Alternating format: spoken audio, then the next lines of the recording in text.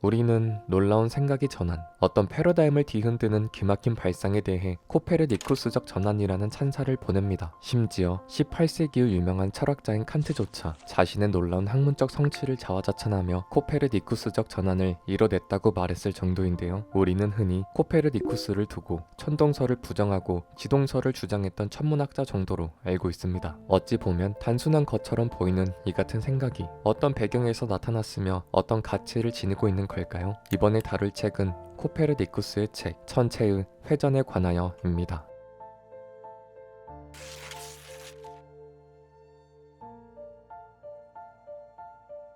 코페르니쿠스는 먼저 책의 선문을 통해 당시 교황이었던 바오르 3세에게 헌정사를 바치는데요. 여기서 그는 철학자들의 학문적 태도와 목표는 존중하지만 진실과 무관한 의견들은 피해야 한다고 입을 뗍니다. 코페르니쿠스가 이 책을 썼을 당시인 16세기 유럽에선 고대 그리스의 철학자인 아리스토텔레스의 우주관, 지구는 움직이지 않고 다른 천체들이 움직인다고 주장했던 프톨레마이오스의 천동설이 정설로 받아들여졌는데요. 당연히 이러한 천동설이 당시의 기술적 여건으로 고려해 볼 때 터무니없는 주장은 아니었습니다. 실제로 천동설을 중심으로 한 천문학 연구는 천체의 움직임에 관해 어느 정도의 설명력을 가지고 있었죠. 여기서 천동설은 단순히 지구와 태양의 관계, 즉 지구는 가만히 있고 태양은 움직인다는 이론이 아닙니다. 지구는 움직이지 않고 지구를 제외한 모든 천체가 움직인다고 주장하는 이론임을 주제할 필요가 있습니다. 그런데 문제는 당대의 천문학자들이 아무리 노력해도 이러한 천동설의 이론적 설명 안에선 정확하고 통일된 1주년을 계산할 수 없었다는 것인데요. 왜냐하면 천체의 움직임에 대한 당시 수학자들의 연구 내용이 서로 일치하지 않았기 때문입니다. 그들은 저마다 다른 원리나 가정, 증명 등을 사용해 연구를 계속했고 이렇게 혼잡하고 불성실했던 학문의 실태가 코페르니쿠스를 지구의 운동이라는 생각으로까지 이끌게 되죠. 코페르니쿠스는 먼저 천체에 관해 당대의 주장과 다른 설명이 있었는지 학문의 역사를 뒤져봤습니다. 그러자 고대 그리스 로마 시절엔 부동의 지구가 아닌 움직이는 지구에 대해 주장하는 학자들이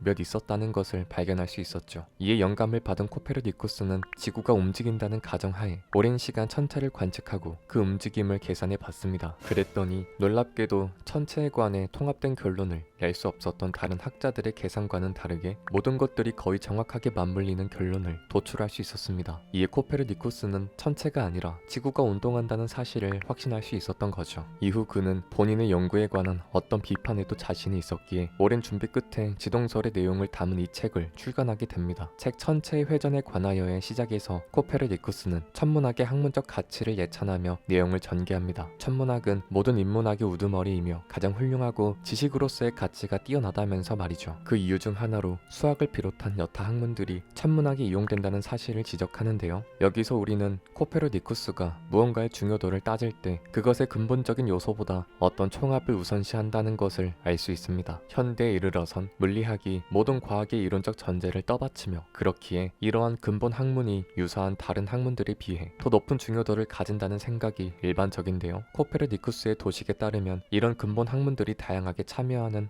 응용 분야의 학문이 상대적으로 더 높은 가치를 지니게 됩니다. 또한 천문학에 관한 그의 생각에서 드러나는 또 하나의 특징은 코페르니쿠스가 신실한 종교인이었다는 점입니다. 그가 천동설을 부정하고 지동설을 주장했던 건 종교의 권위에 도전하거나 신을 믿지 않았기 때문이 아니라 순전히 학문적 탐구의 결과가 그렇게 나왔기 때문이라는 거죠. 어쨌든 이런 식으로 탐구의 배경을 간단히 설명한 그는 가장 먼저 우주는 구형이다라고 선언하는데요. 코페르니쿠스에 따르면 가장 완전한 형태가 공 모양이기 때문에 신이 창조한 이 세상도 공 모양입니다.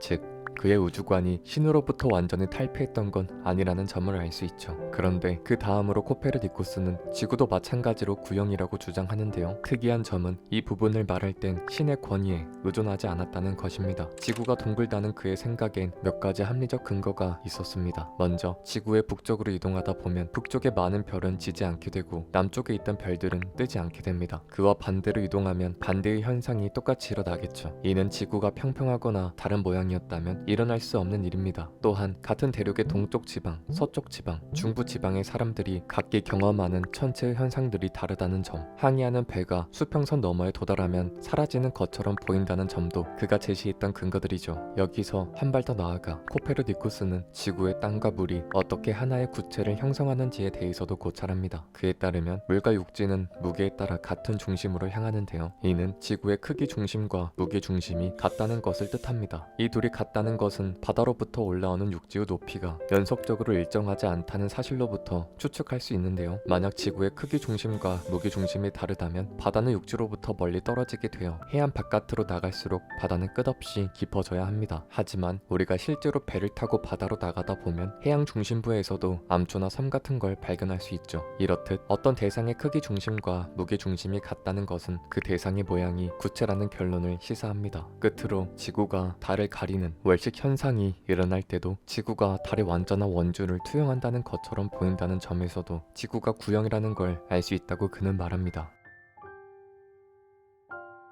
다음으로 코페르니쿠스는 천체의 운동은 규칙적이고 영원하며 원운동을 하거나 원운동의 혼합으로 나타난다고 주장하는데요. 그가 생각하기에 천동설을 중심으로 한 기존의 이론만으론 눈으로도 볼 수 있는 천체 움직임의 불규칙성조차 설명할 수 없었습니다. 예컨대 우리는 계절에 따라 태양과 달이 하늘에서 어떨 땐 빠르게 가고 어떨 땐 느리게 가는 걸 볼 수 있습니다. 또 하늘에 보이는 행성들은 항상 똑같은 궤적으로만 움직이지 않고 경우에 따라 한 지점에서 헤매기도 하죠. 지구와 더 가까워지거나 더 멀어지기도 하고요. 천동설을 비롯한 우주관으로 이 같은 천체 현상들을 설명하려면 애당초 우주의 요소들이 각각 독립적인 규칙에 따라 혹은 아무 규칙도 없이 무작위로 움직인다고 말해야 합니다. 하지만 신이 창조해낸 우주 안에 내재된 법칙이 그렇게 난삽하고 불규칙적일 수 없다고 그는 생각했는데요. 그렇기에 이 모든 현상을 설명하는 단 하나의 운동 원리, 천체는 모두 원운동을 한다는 결론이 도출되는 것입니다. 우주의 천체가 원운동을 한다면 지구에서 봤을 때 어떤 행성이 하늘에서 좌우로 왔다 갔다 하는 것처럼 보이는 것도 설명할 수 있게 되죠. 그런데 우주의 모든 천체가 원운동을 한다면 지구는 어떨까요? 코페르니쿠스는 어떤 물체의 위치 변화가 관측되는 경우는 관측자와 물체의 운동이 균등하지 않을 때라고 말합니다. 왜냐하면 같은 방향으로 동일하게 움직이는 물체 사이에선 운동을 지각할 수 없기 때문인데요. 그렇기에 만약 지구가 운동한다면 그에 따라 천체의 것들은 그 반대로 움직이는 것처럼 보일 것입니다. 이때 지구는 태양이나 달, 별 등의 움직임을 고려해보면 서에서 동쪽으로 회전하겠죠. 그런데 하늘, 우주는 모든 물체를 포함하는 것이고 모든 천체가 공유하는 장소입니다.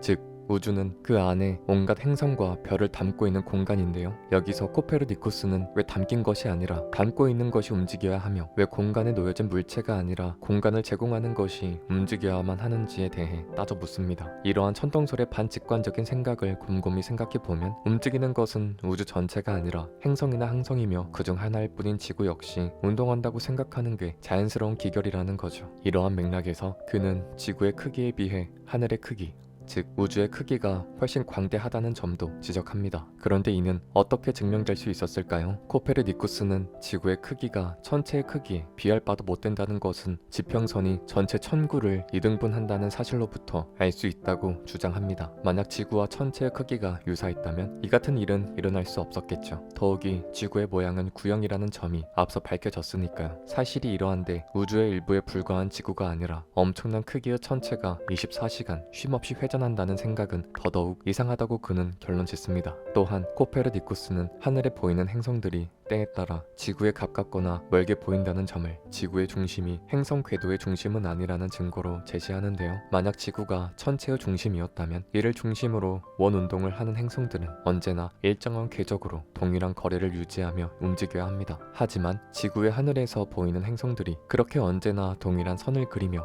이동하는 것은 아니죠. 여기서 우리는 코페르니쿠스가 천체의 원운동을 완전한 형태의 동그라미처럼 생각했다는 것을 유추할 수 있습니다. 하지만 이는 오늘날 반박된 생각으로 행성들의 궤적은 타원형을 그린다는 게 케플러로부터 밝혀졌죠. 그래도 우주에 관한 코페르니쿠스의 논리적 사고가 얼마나 사실에 가깝게 진행되고 있는지는 당시의 기술적 한계를 고려하면 놀라운 일입니다. 심지어 코페르니쿠스는 작은 궤도를 그리는 지구가 큰 궤도를 그리는 천체보다 빠르게 움직여 낮과 밤이 생기는 현상을 설명하기 위해서는 지구의 원운동, 즉 공전과는 다른 이론이 필요하다고 생각했습니다. 이에 그는 지구가 공전할 뿐만 아니라 또한 자전하기도 한다는 파격적인 주장을 내세우는데요. 그는 이 자전 주기가 일주야, 즉 낮과 밤으로 이루어진 하루라고 덧붙입니다. 코페르니쿠스의 이러한 생각이 놀라운 점은 한 인간의 논리적, 이성적 성찰로 도출된 합리적 결론이 아무리 감각 정보와 부합하지 않는 것처럼 느껴지더라도 올바른 과정으로 생각해냈다면 그 결론 역시 옳다는 강한 신념이 전제되고 있다는 것입니다. 과연 우리가 현대의 모든 지적 성취를 뒤로하고 과거로 간다면 우리가 밟고 있는 이 광대한 땅 전체가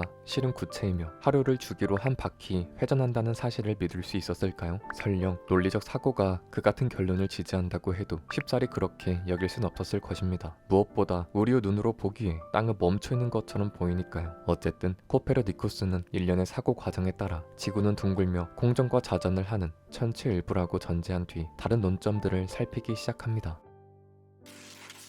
여러분의 구독과 좋아요가 채널에 큰 힘이 됩니다. 시청해주셔서 감사합니다.